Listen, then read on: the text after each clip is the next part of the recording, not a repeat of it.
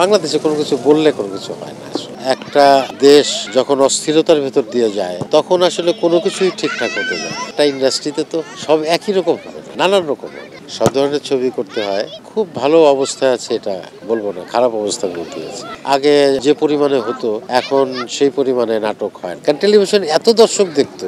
টেলিভিশনের অভিনেতা অভিনেত্রীদের একটা সম্মানও ছিল। খুবই চঞ্চল প্রকৃতির মানুষ, দিল খোলা একটা মানুষ।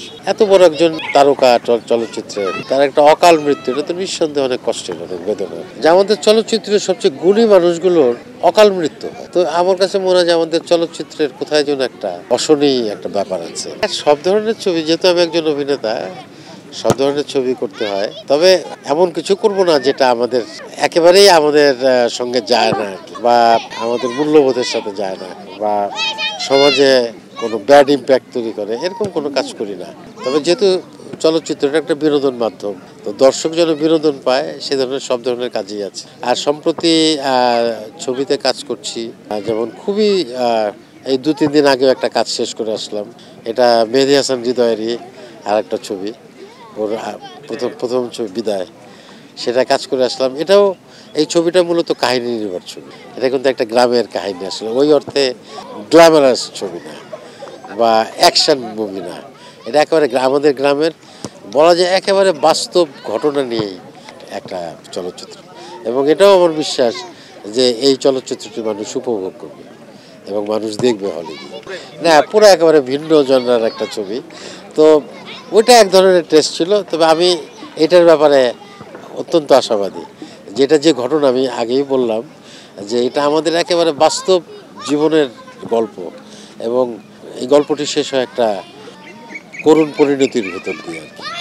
এবং মানুষ যারা দেখবে তারা নিজেদের সঙ্গে বা আমাদের গ্রামের যে মানুষগুলো, অসহায় মানুষগুলো, তাদের সাথে কমিউনিকেট করতে পারবে, এই চরিত্রগুলোর সাথেও কমিউনিকেট করতে পারবে। টেলিভিশনের নাটকের খুব ভালো অবস্থায় আছে এটা বলবো না, খারাপ অবস্থার মধ্যে আছে। আগে হয়তো যে আমরা টেলিভিশন নাটক বলতে মূলত একক নাটক বুঝি, এছাড়া কিছু সিরিয়ালও হয়। তো সিরিয়ালের এক ধরনের, মানে সিরিয়াল নাটকের এক ধরনের বৈশিষ্ট্য চরিত্র আছে, সেটার কথা বললাম না। তবে একক নাটক আগে যে পরিমাণে হতো এখন সেই পরিমাণে নাটক হয় না।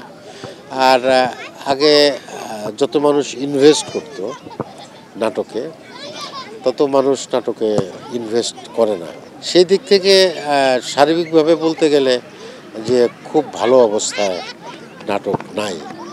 আর সামাজিক এবং রাজনৈতিকভাবে একটা দেশ যখন অস্থিরতার ভেতর দিয়ে যায় তখন আসলে কোনো কিছুই ঠিকঠাক হতে যায় না। সেটা আপনি শিল্পচর্চা বলেন, সাহিত্য চর্চা বলেন, নাট্যচর্চা বলেন, সংস্কৃতি চর্চা বলেন, বা আমাদের উৎপাদনমুখী শিল্প বলেন, কোনোটাই আসলে ঠিকঠাক হতে যায় না। তা আমরা তো একটা অস্থির সময়ের মধ্যে দিয়ে যাচ্ছি, সে কারণেই সব জায়গায় সেটার প্রভাব পড়েছে। নাটকের থেকে ব্যতিক্রম কিছু না। না, সব রকমই হচ্ছে, শুধুমাত্র নায়ক নায়িকা বেশ যেমন হচ্ছে, আবার কাহিনীকে নির্ভর করে হচ্ছে। যেমন আমি যদি স্বপ্নের কথাই বলি, তাহলে এটার মধ্যে তো ওই অর্থে কোনো নায়ক নায়িকা নাই। একজন নারী চরিত্র যে এই গল্পের প্রোটাগনিস্ট, এবং তার সঙ্গে কিছু চরিত্র, এবং প্রতিটি কম বেশি গুরুত্বপূর্ণ চরিত্র। তো এটা নিয়ে একটা নাটক হতে পারে। আবার ওটাও হবে, একটা দেশে বা একটা ইন্ডাস্ট্রিতে তো সব একই রকম হবে না, নানান রকম হবে, নানান রকম ফিকশন হবে, এটাই স্বাভাবিক। এক একজন যার যার টেস্ট অনুযায়ী শেষে দেখবে। এটা তো অন্য প্রশ্ন হয়ে গেল। তবে গত 2 বছরে আমি মাত্র একবার গিয়েছি মোবাইলে। হ্যাঁ, তো সেই জায়গার থেকে বলবো যে এটা তো আসলে সরকারের ঠিক করার কথা। এটা তো রোডস অ্যান্ড হাইওয়ে আছে, ডিস্ট্রিক্ট বোর্ড আছে, সিটি কর্পোরেশন আছে, তাদের কাজ আসলে। আর বাংলাদেশে কোনো কিছু বললে কোনো কিছু হয় না। তার আগে করেছি বোধহয় ছোট 2-একটা, কিন্তু মানে যেটা মানুষ দেখেছে তখন তো সালমান ফিল্মে অনেক বেশি ব্যস্ত, কিন্তু ওর টেলিভিশনের প্রতি আলাদা একটা টান ছিল আর কি, এবং সেও শুরুটা কিন্তু টেলিভিশন দিয়ে গেল। তো সেই কারণে টেলিভিশনে তখন করতে চাইতো কাজ, কারণ টেলিভিশন এত দর্শক দেখতো। টেলিভিশনের অভিনেতা অভিনেত্রীদের একটা সম্মানও ছিল, আলাদা একটা সম্মান ছিল।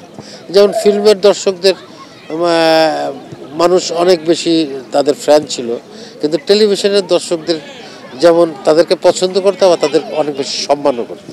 তো সেই জায়গা থেকে কম বেশি সবাই টেলিভিশনে আমাদের চলচ্চিত্রের অভিনেতা অভিনেত্রীরাও সময় পেলে করতেন। তা আমার অভিজ্ঞতা ভালো। আমারও প্রথম ওখানেই আমার ওর সাথে প্রথম পরিচয় হয়। তার আগে আমি তাকে চিনতাম। অত্যন্ত খোলামেলা প্রাণবন্ত মানুষ, খুবই চঞ্চল প্রকৃতির মানুষ।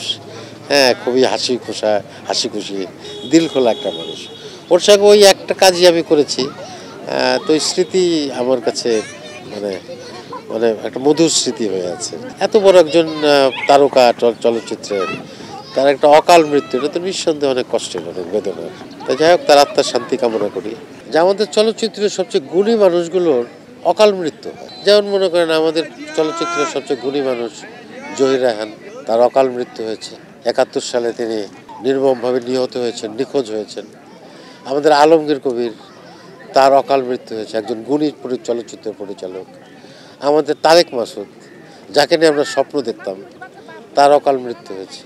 আমাদের সালমান শাহ, অভিনেতাদের মধ্যে আমাদের হিরো, একটা অসম্ভব একটা গুণী ছেলে, আমরা তাকে হারিয়েছি এবং অকাল মৃত্যু হয়েছে। তো আমার কাছে মনে হয় যে আমাদের চলচ্চিত্রের কোথায় যেন একটা একটা অশনি একটা ব্যাপার আছে, যে আমাদের গুণী মানুষগুলোকে আমরা অকালে হারিয়ে ফেলি।